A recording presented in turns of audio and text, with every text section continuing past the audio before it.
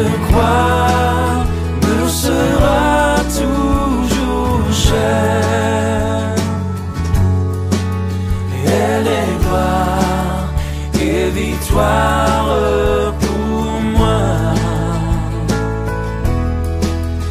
Et par elle, en la maison du Père, la couronne est offerte à ma foi. Et par elle, en la maison du Père,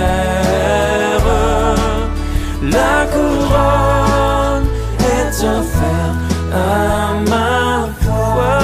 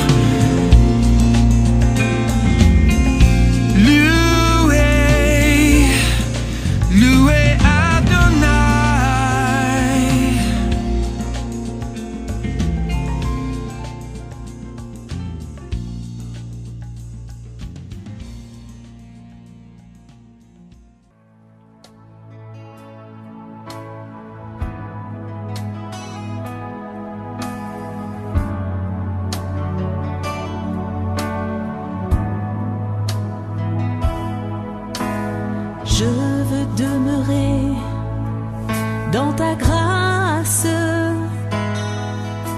je n'ai rien à donner, ni rien à te prouver. Je viens m'humilier devant ta face. Tu me connais si bien, je ne te cache rien. Il n'y a que toi seul, oh mon Jésus, qui ait connu mes craintes et mes frayeurs. Il n'y a que toi seul, oh mon Jésus, qui d'un regard vient apaiser mon cœur.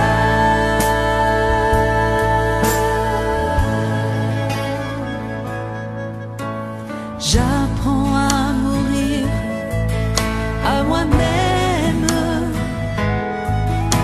je choisis ton chemin, j'abandonne le mien. Ton esprit me guide et m'enseigne à dépendre de toi.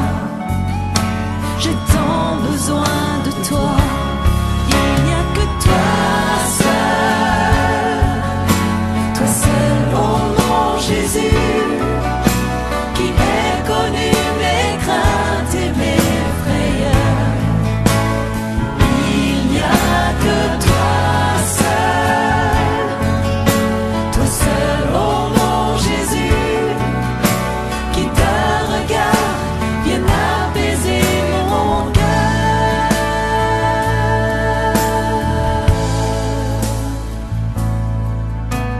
Je chéris en moi ta parole, elle me parle de toi, elle fortifie ma foi. J'apprends à prier tes prières lorsque tu as parlé. Je ne veux plus douter. Il n'y a que toi seul, oh mon Jésus, qui ait connu mes craintes et mes frayeurs. Il n'y a que toi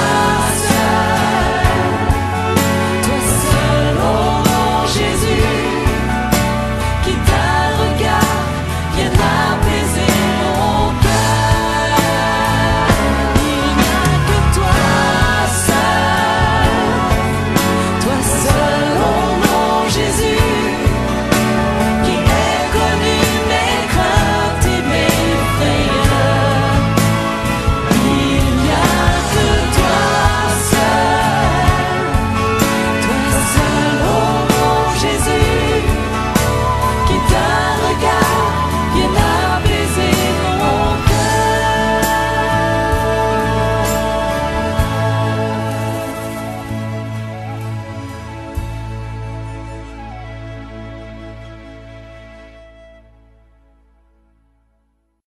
Il est bon d'appartenir à Jésus.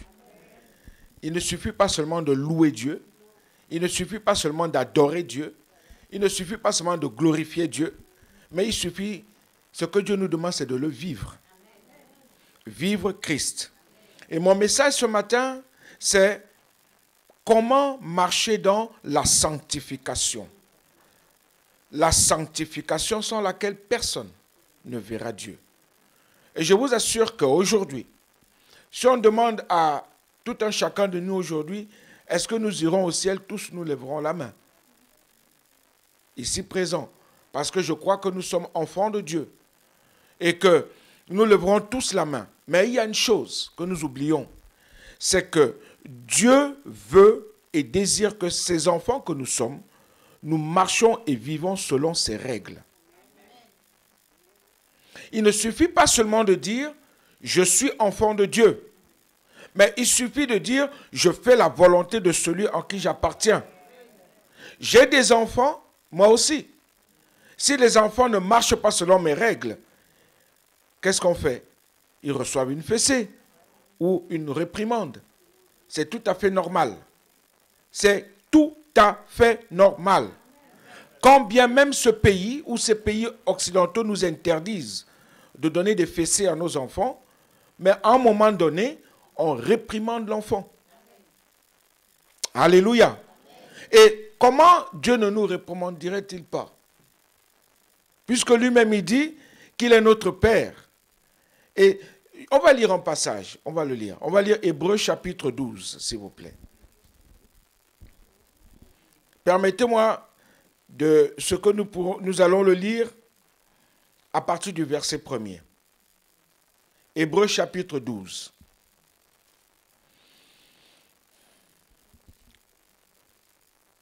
Voici ce que dit la parole de Dieu. Hébreux chapitre 12. J'ai bien aimé le témoignage de notre sœur quand elle dit on peut partir comme ça, sans s'en rendre compte même qu'on est parti.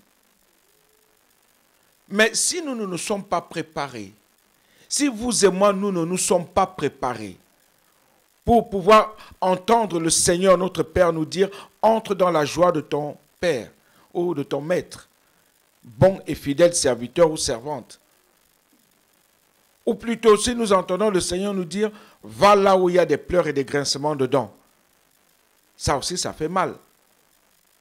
Et moi, je crois que nous avons tous besoin d'entendre Dieu nous dire « Entre dans la joie de ton Maître, bon et fidèle serviteur, servante. » Alléluia.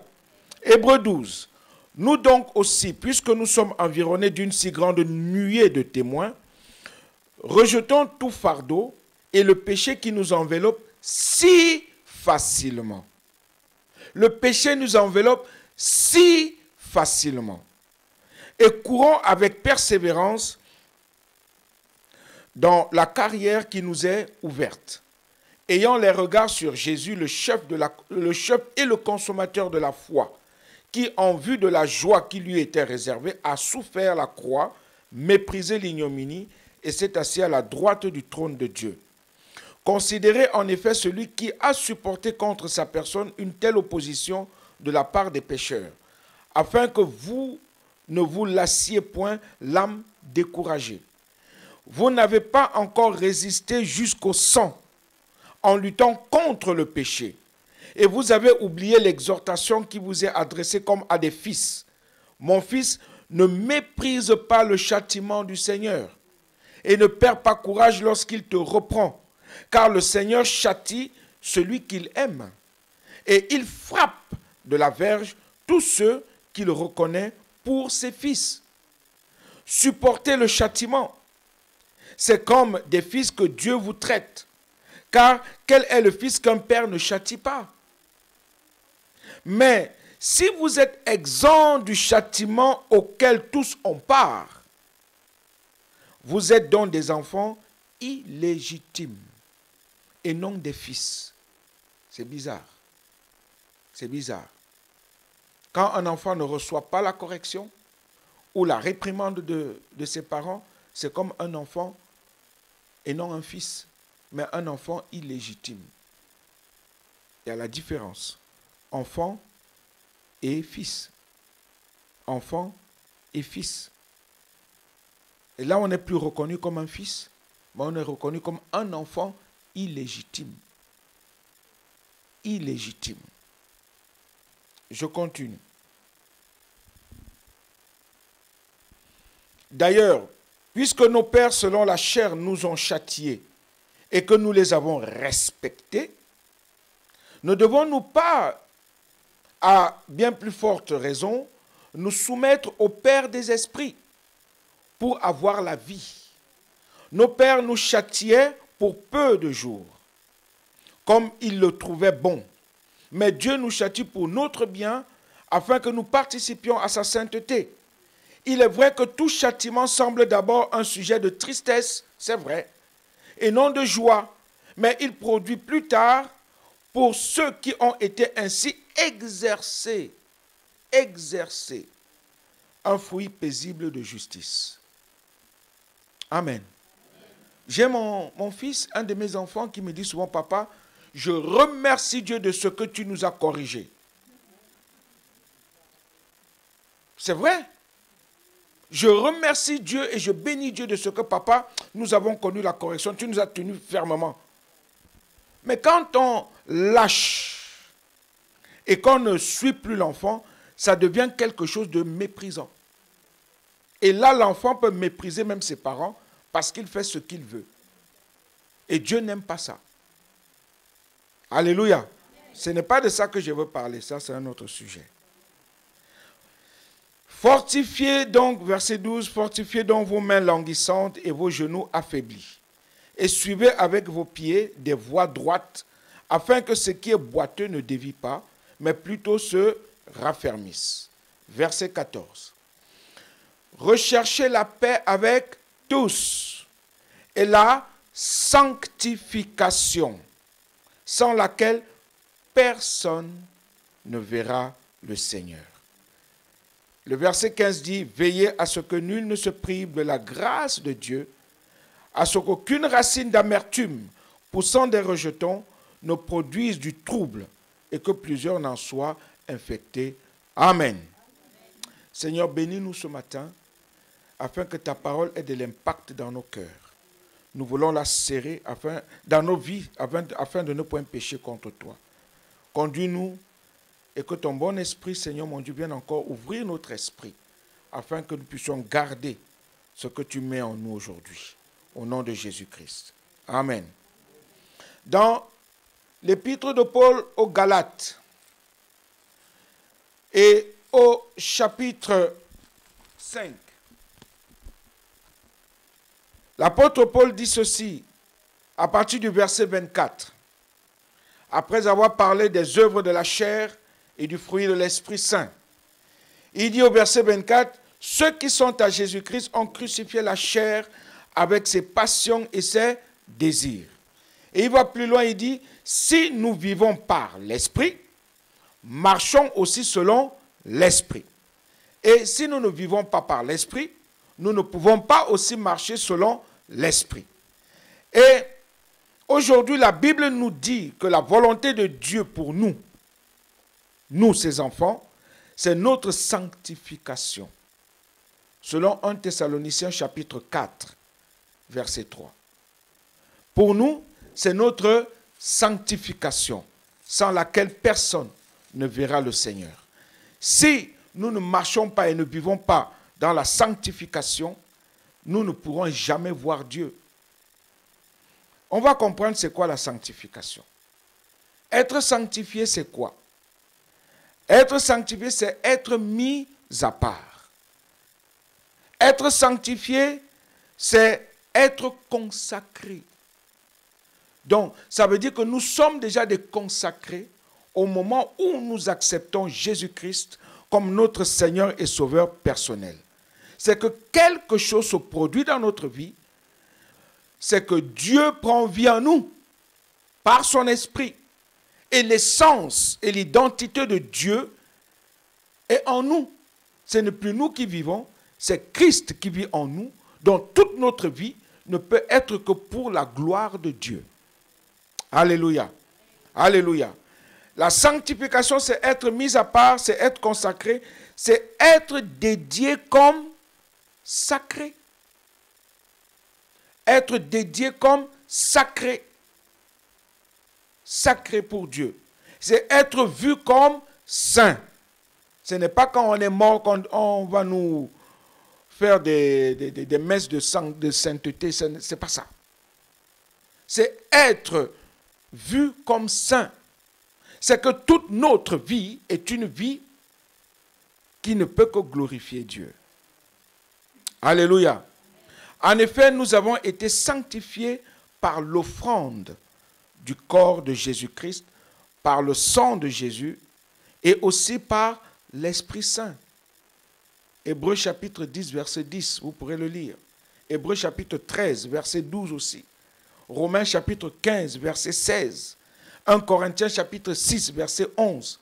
Ce qui veut dire que ce que je suis en train de donner ce matin n'est pas là pour seulement parler. C'est des choses dont Dieu parle déjà depuis Dieu nous a consacrés pour lui. Nous lui appartenons, nous sommes à lui. Toute notre vie ne peut que le glorifier et ne doit que le glorifier au nom de Jésus-Christ.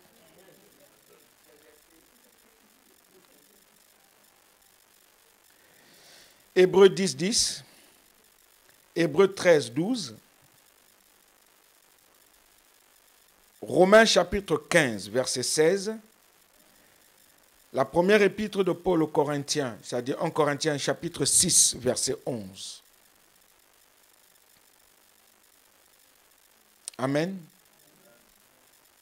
Si nous sommes passés par la nouvelle naissance, alors nous sommes le temple de Dieu. Si nous sommes passés par la nouvelle naissance, alors nous sommes le temple de Dieu. Selon 1 Corinthiens chapitre 3, versets 16 à 17. Le premier niveau de la sanctification est donc celle faite par Dieu lui-même dans nos vies, par sa souveraineté et par le fait que nous lui appartenons. Il nous a donné le pouvoir de devenir enfants de Dieu. Nous ne sommes plus nés de la volonté de l'homme, ni du sang, ni de la chair, mais nous sommes nés de Dieu. Nous devenons une nouvelle création, une nouvelle créature en Jésus-Christ. Toute notre vie est faite en, par, pour Jésus. Ça veut dire que nous ne pouvons plus faire ce qu'on veut, nous voulons. C'est terrible que nous n'arrivons pas à comprendre ces choses. C'est terrible. C'est ce que l'apôtre Paul disait, ou bien c'est ce que l'auteur de l'épître aux Hébreux disait aux Hébreux. Comment vous connaissez ces choses et vous ne les vivez pas? Vous êtes encore comme au niveau du lait, comme des bébés. Alors que ces choses, nous devrons les vivre. La sanctification, la mise à part, être des marginaux, des véritables marginaux, parce que nous ne sommes plus à nous. Mais nous vivons encore comme les gens du monde aujourd'hui.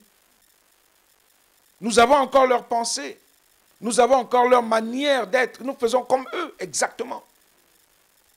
Qu'est-ce qui nous change d'eux? Quand on nous regarde vivre dehors, quand ils nous regardent, qu'est-ce qu'ils voient? Qu'est-ce qu'ils ressentent? Qu'est-ce qu'ils goûtent? Qu'est-ce qu'ils touchent en nous? Partout où nous sommes, partout où nous allons, est-ce qu'ils voient une différence? Eh bien, ils vont dire, ah, tu es comme nous. Tu parles comme nous. Tu agis comme nous. Tu marches comme nous. Tu fais tout comme nous. Tu te pavanes comme nous. On est pareil. Il faut que les gens du monde, il faut que ceux que nous côtoyons puissent ressentir quelque chose de différent. Partout où nous sommes. C'est vrai que entre nous, j'aime bien, il y a un adage camerounais dans ma langue qui dit les fantômes entre eux ne peuvent pas jouer à cache-cache. Ce n'est pas possible. Vous avez déjà vu deux fantômes jouer à cache-cache? Ils vont toujours se voir. Donc, entre nous, on n'a pas besoin de jouer à cache-cache. Entre nous, on n'a pas besoin de montrer qu'on est. Ce sont les gens du monde, ceux qui ne connaissent pas Jésus. C'est à eux de dire, ah, cette femme, cet homme n'est pas comme moi. Il ne parle pas comme moi. Il n'agit pas comme moi. Il ne raisonne pas comme moi. Il ne fait pas les choses comme moi. Il est différent de moi. Et il aimerait comprendre pourquoi tu es comme ça. Pourquoi tu vis comme ça. Pourquoi tu parles comme ça. Pourquoi tu ne penses pas comme lui, que tu n'agis pas comme lui. Et il veut venir goûter ce que tu as. Il va dire, je veux ce que tu as. Alléluia. Alléluia. C'est ça. Et parce que nous avons été sanctifiés par Dieu, nous devons donc nous préserver des souillures de ce monde. Trop de souillures. Et l'Église, de plus en plus, se compromet. se compromet. On accepte n'importe quoi. On veut vivre n'importe comment. On accepte n'importe quoi. Des fois, je suis dans la maison, j'ai dit, si nous étions à l'époque de l'apôtre Paul, j'imagine comment les frères étaient, les sœurs étaient, comment ça se passait. Des fois, j'imagine un peu. Je me dis, c'était d'une simplicité. On n'avait pas besoin de jeux de lumière, de machins, de cela. Peut-être qu'ils avaient quelques petits tambourins. Peut-être qu'il y avait des joueurs de harpe, je ne sais pas. Mais c'était d'une simplicité. Et quand l'apôtre Paul ou l'apôtre Pierre ou les frères qui étaient là se levaient pour annoncer la bonne nouvelle du royaume de Dieu, tout le monde ouvrait ses oreilles. Nous savons, dans les Actes des Apôtres, il nous est dit même que l'apôtre Paul avait tellement parlé pendant 6 heures qu'un jeune homme qui était assis, appuyé sur une fenêtre, est tombé comme mort. Il fallait que l'apôtre Paul descende pour aller prier sur lui. Et je me demande, quand il a fini de prier, qu'est-ce qu'il a fait? Peut-être qu'il est retourné encore prêcher. Et là, peut-être il a dit, vous voyez ce que Dieu fait? Regardez. Et là, il a commencé peut-être à parler de la puissance du Saint-Esprit à ce moment-là, pour qu'il y ait encore plus de guérison, de délivrance, de miracles, de prodiges, de signes. Aujourd'hui, quand on prêche, chacun fait ce qu'il veut, chacun pense à ce qu'il veut. On n'est plus assidu à la parole de Dieu, on ne la sert plus dans notre cœur. On ne prend plus le temps de l'écouter. Beaucoup n'écoutent plus l'évangile, la bonne nouvelle du royaume. Chacun se forme, on se forme des prédicateurs. On a des prédicateurs déjà classés. Ah, il faut que j'écoute celui-ci aujourd'hui. Parce qu'il pense comme moi. Mais l'autre qui ne pense pas comme moi, ah, je le jette. Parce qu'il parle trop de sanctification. Non, non, non, non, non, non, non. L'autre parle de l'obéissance. L'obéissance est mieux. La sanctification n'est pas mieux. Mais pour que tu puisses marcher dans la sanctification, il faut l'obéissance. Parce qu'on parle peut-être de la famille. Tu dis oui, il parle que de la famille, c'est mieux. Mais l'autre te parle de la sanctification. Sanctification, pourquoi? Je vais avec.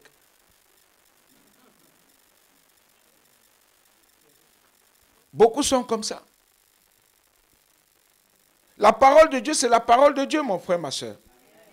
On se fabrique des prédicateurs, on se fabrique des serviteurs. On veut seulement aller vers eux. Mais si tu cours de gauche à droite comme ça, et que tu ne sers pas la parole de Dieu dans ton cœur, ça ne sert à rien. Si tu ne vis pas ce que la Bible dit, ça ne sert à rien. Oui? Parce que nous avons été sanctifiés par Dieu, nous devons donc nous préserver des souillures de ce monde. Il s'agit là d'un deuxième niveau de sanctification qui devient pratique dans notre vie au quotidien. Car, selon 2 Corinthiens chapitre 7, verset 1er, notre sanctification n'est pas encore achevée. Elle doit continuer jusqu'à ce que nous parvenions à la stature parfaite de Christ. Pour ça, il faut mourir. Pour ça, on ne vit plus. C'est fini. Et voilà où le bas blesse. Parce que des fois, la chair veut prendre le dessus et vouloir gouverner. Agir selon comme on veut. Alors, me poserez-vous la question ce matin, comment vivre dans la sanctification? Comment? La sanctification se fait en demeurant dans la parole de Dieu. Éphésiens chapitre 5 et versets 25 à 26 nous dit ceci. Éphésiens 5, versets 25 à 26.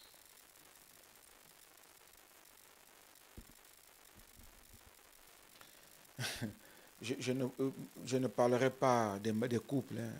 Ne vous en faites pas. J'ai juste pris ce verset comme ça.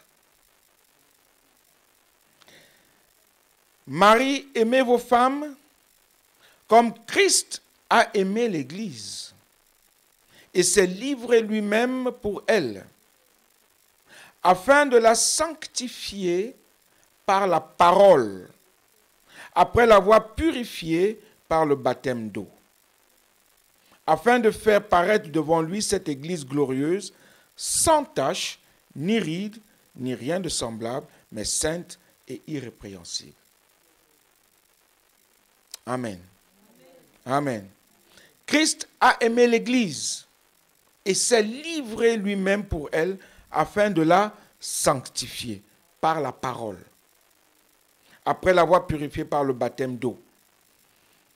En effet, après notre engagement envers Dieu et notre purification par les eaux du baptême, Jésus-Christ continue notre sanctification par la parole.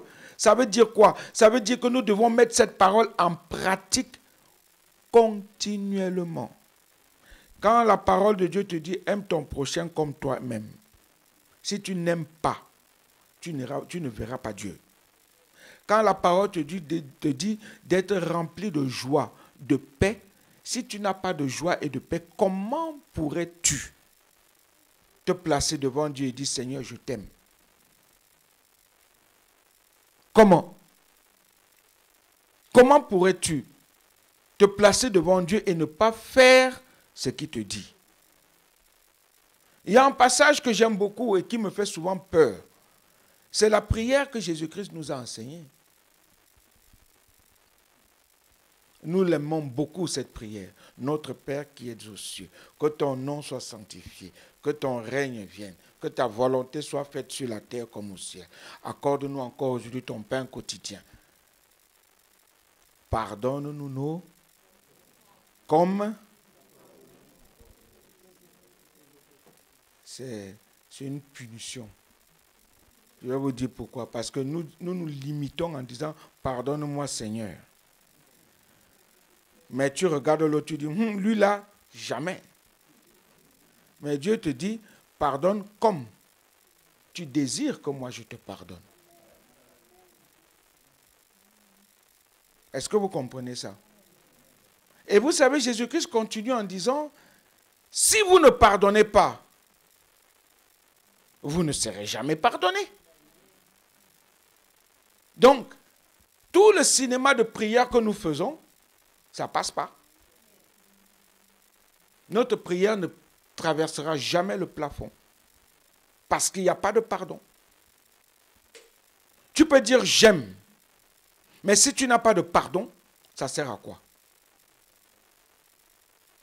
Si tu ne pardonnes pas à celui qui t'offense, comment Dieu pourrait-il donc te pardonner? Comment? Comment? Père, pardonne-moi, tu vois, je t'aime, regarde le mal qu'on me fait, tu vois comment je souffre, oh, j'ai besoin de toi, oh, grand Dieu de l'univers, aide-moi dans mes faiblesses, oh, pardonne-moi parce que j'ai fauté. Dieu te dit, comme je t'ai pardonné, pardonne aussi. De la même manière que tu me demandes de pardonner, pardonne. Si tu ne pardonnes pas, je ne peux pas. Je suis là, j'attends juste que tu apprennes à pardonner. J'attends. Et il est là, il est prêt à venir, hein, comme un soldat qui va sauter. Il veut venir, il veut te pardonner, il veut te guérir, il veut te libérer, il veut t'accorder ce que tu désires. Mais il y a blocage. Le pardon. Le pardon. Imaginons que quelqu'un te fait du mal.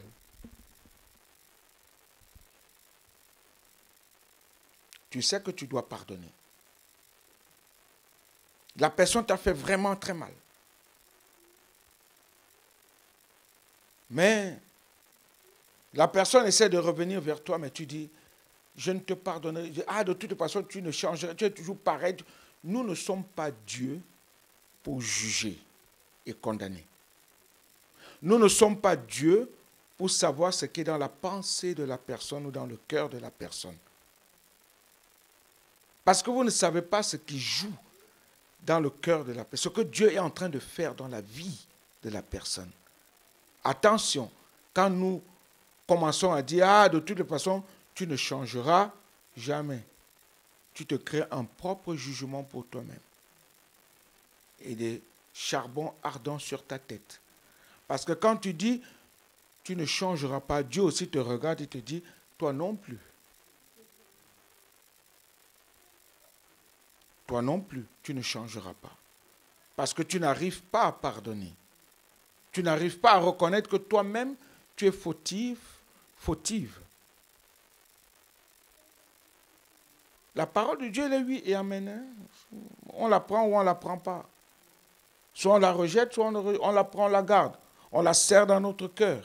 Je l'ai dit, c'est la parole de Dieu qui nous amène à la sanctification et qui nous permet de vivre, demeurer en elle, nous permet de vivre dans la sanctification. La parole de Dieu. La parole de Dieu. Parce que nous croyons à ce qu'elle dit. Nous la serrons parce qu'elle est oui et amen, je le crois. Et c'est pourquoi toute notre vie doit être une vie d'engagement. Notre engagement envers Dieu et notre purification par l'eau de baptême. Christ continue notre sanctification par la parole. C'est pour cela qu'il donnait ordre à ses apôtres dans Matthieu 28, versets 19 à 20, en disant d'enseigner ces paroles à ceux qui auront été baptisés. On continue jusqu'aujourd'hui à enseigner la parole, non?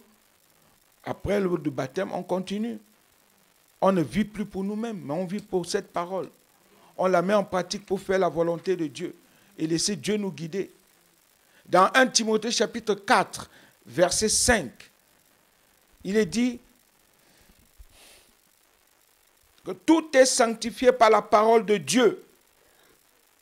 Tout est sanctifié par la parole de Dieu. Et c'est ce que Jean chapitre 17, 17 confirme aussi.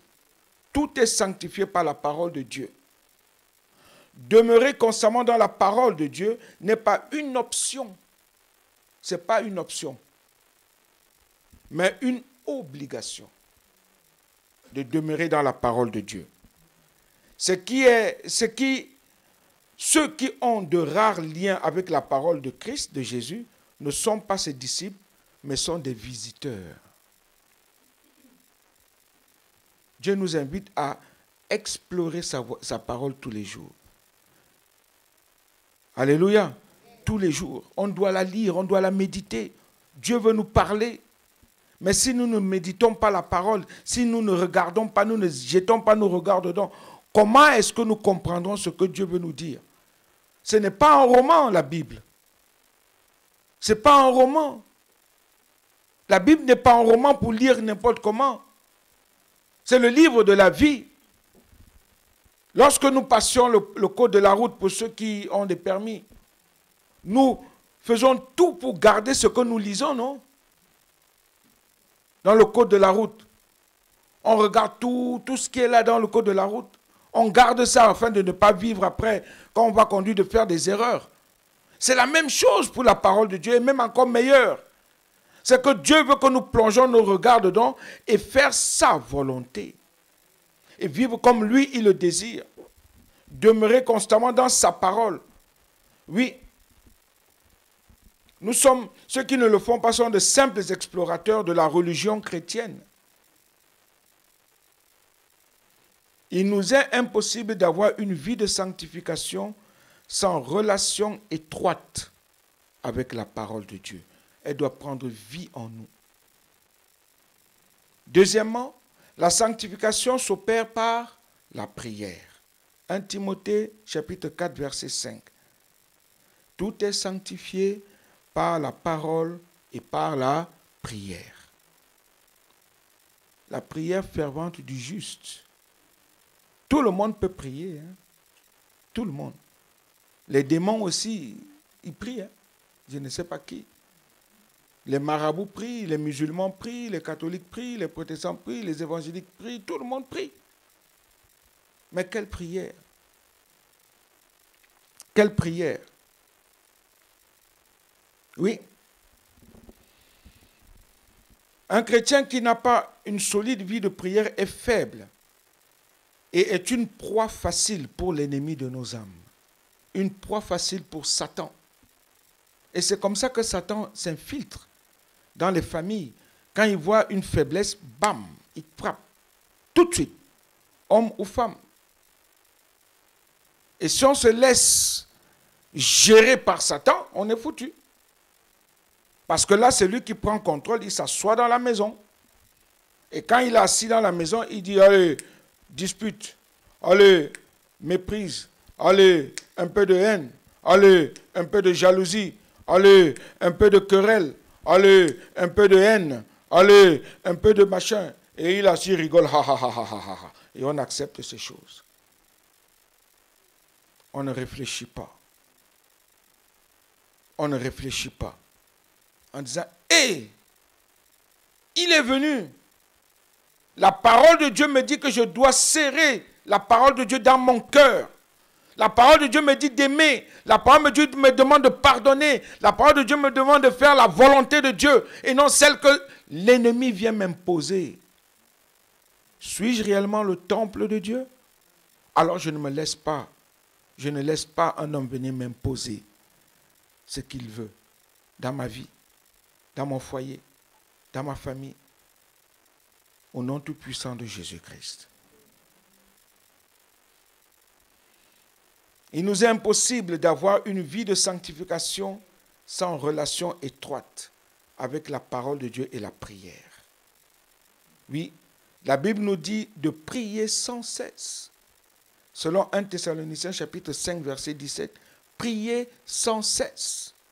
Le Seigneur Jésus-Christ lui-même encourageait ses disciples en ces mots, veillez et priez, afin que vous ne tombiez pas dans la tentation. Veillez et priez. Parce que la tentation est là. L'ennemi est là. Il court toujours, il est là, il ne baisse jamais ses bras. Jamais. Jamais. Jamais. Il est toujours là pour faire du mal. Lui ne baisse pas ses bras, c'est nous qui baissons nos bras. C'est nous qui faiblissons, mais lui ne faiblit jamais. La seule chose qui le faiblit, c'est parce que nous tenons ferme dans la parole de Dieu et dans la prière. Au nom de Jésus-Christ.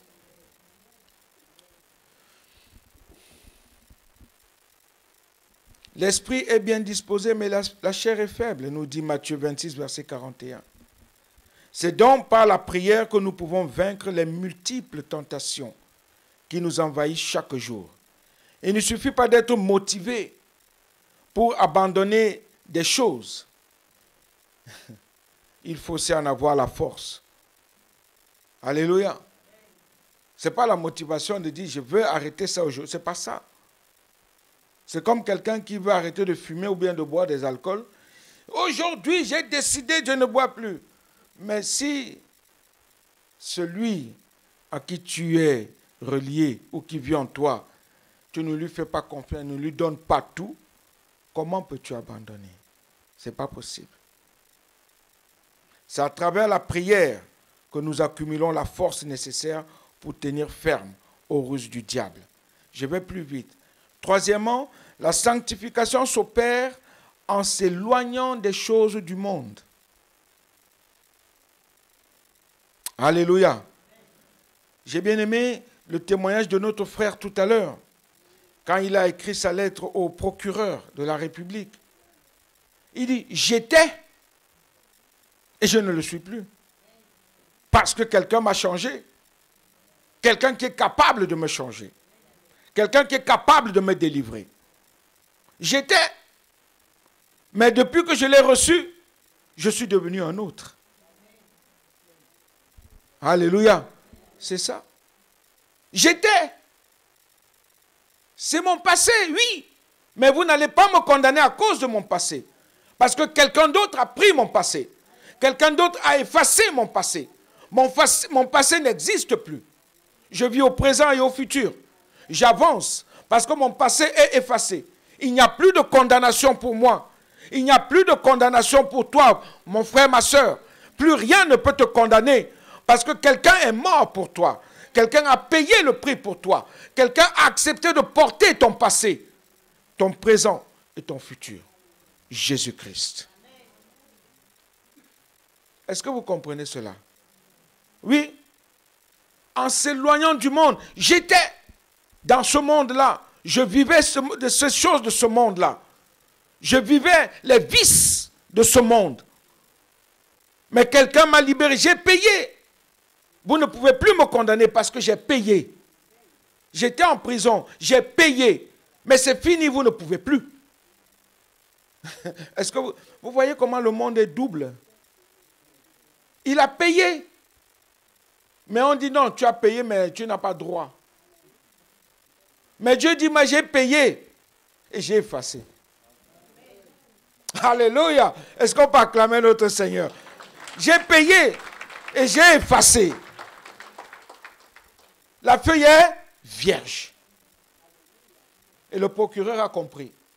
Parce que je crois que le Seigneur a dû parler dans le cœur de cet homme. Parce qu'il a dit, ah, il a compris. Il n'y a que Jésus-Christ seul. Ce n'est pas Allah. Ce n'est pas quiconque ou bien Mohammed qui peut te délivrer. C'est Jésus. C'est le seul sauveur, le seul chemin, la seule vérité et la seule vie. Il n'y a point d'autre sauveur. Alléluia. Il n'y a plus de condamnation pour ceux et celles qui sont en Jésus-Christ, nous dit sa parole. Alléluia. Alors, rappelons-nous qu'être sanctifié veut dire être mis à part. Être mis à part. Vous ne pouvez pas être sanctifié si vous vous mêlez à la boue du monde. Ce n'est pas possible. En Corinthiens chapitre 15, verset 33, nous avertit que les mauvaises compagnies corrompent les bonnes mœurs. Mon papa, quand j'étais petit, me disait toujours, dis-moi qui tu fréquentes et je te dirai qui tu es. Si tu fréquentes les soulards, tu seras un soulard. Si tu fréquentes les homosexuels, tu seras homosexuel. Si tu fréquentes les femmes joyeuses, tu vas commencer à vivre aussi comme eux, tu vas te pavaner. Si tu fréquentes les tu vas être comme les. C'est exactement ça. Mais si tu viens à moi, si tu fréquentes les hommes pieux, saints, qui essayent de chercher ou bien qui cherchent la face de Dieu, tu vas aussi vivre comme eux. Il y a un footballeur qui m'a surpris un jour, du Paris Saint-Germain. Je vais me permettre de parler de cela. Il a joué, on a fait venir un grand joueur, un grand footballeur au Paris Saint-Germain. Et on lui a demandé, comment te sens-tu? Il dit, à côté de cet homme, je ne peux que progresser, évoluer. En parlant de Neymar. Il dit, on a fait venir Neymar, et ce joueur s'appelle Kurzawa. Il dit, Kurzawa a dit, j'ai accepté d'être là, de jouer avec lui parce que je ne peux qu'évoluer. Parce que sa façon de jouer me pousse à être encore bien meilleur. Et dans le Seigneur, c'est ça. Quand tu fréquentes ceux qui aiment Dieu, ceux qui courent, qui vont de l'avant, dans la foi, dans la méditation de la parole, en recherchant la face de Dieu, tu ne peux qu'être meilleur. Alléluia. Mais si tu fréquentes excusez-moi du terme, des losers, tu seras toi-même un loser. Dieu nous appelle à avancer avec lui.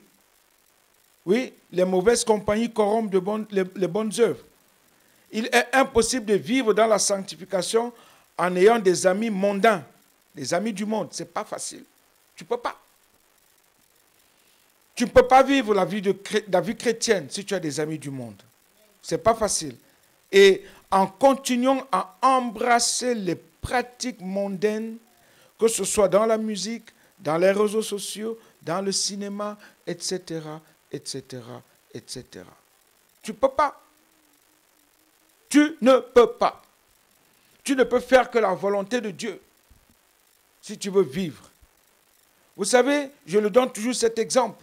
Quand j'ai donné ma vie à Jésus-Christ, Dieu m'avait béni dans un travail, je travaillais, je gagnais. À l'époque, vous savez, quand vous gagnez 10 000 francs, c'était énorme. Et je touchais 10 000 francs par mois. Oh, c'était beaucoup, hein. J'étais tout jeune. Je venais de donner ma vie à Jésus. Ah, j'étais un bon talent. Et là, des vieux amis m'appelle. Hé, JB, c'est comment? Il dit, ça va, tu viens ce soir? On fête là, tu viens, on va aller en boîte. Comme je dansais à l'époque en boîte de nuit, j'étais danseur professionnel. Du hip-hop, à l'époque, c'était le breakdance. Et parce que pour ça, allez, j'ai dit, ouais, je suis allé chez Weston, je me suis acheté une paire de chaussures, je suis allé dans tel machin, m'acheter un beau Costa. Au lieu d'aller à la réunion de prière, c'était à Porte de Saint-Ouen, on se réunissait chez un frère à Porte de Saint-Ouen. Et moi, j'habitais Stein. Vous savez, quand vous quittez Stein, c'est fou, hein, c'est fou comment Dieu. C'est la ligne 13 du métro. Non, je venais vers... je quittais Stein pour aller vers... comment ça s'appelle? Mairie de Saint-Ouen pour prendre le métro. Ligne 13. Et en arrivant là, je vois des frères qui sortaient de la prière à 23 heures. Je les vois de loin, j'étais au bout du quai. Eux, ils étaient au bout du quai. Le train arrive. Je les vois arriver en courant vers moi. Ils ont... Ah, frère Blaise, c'est comment? On t'a attendu là, tu n'es pas venu. C'est bizarre ça. J'ai dit, ah, je ne pouvais pas mentir. Mais tu vas où comme ça? J'ai dit, je vais en boîte. Ah bon? Oui.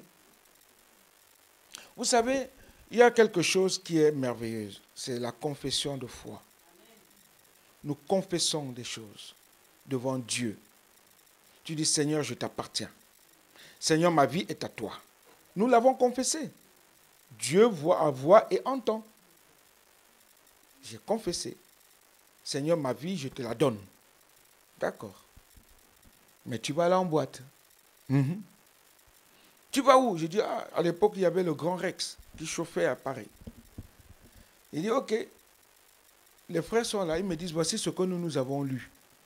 Est-ce que tu veux lire? Il dit, oui, je veux lire. Le psaume 111. Ah, ça me pique, ça me fait mal. Et dans mon cœur, il dit, ah, quand même, les gars m'attendent.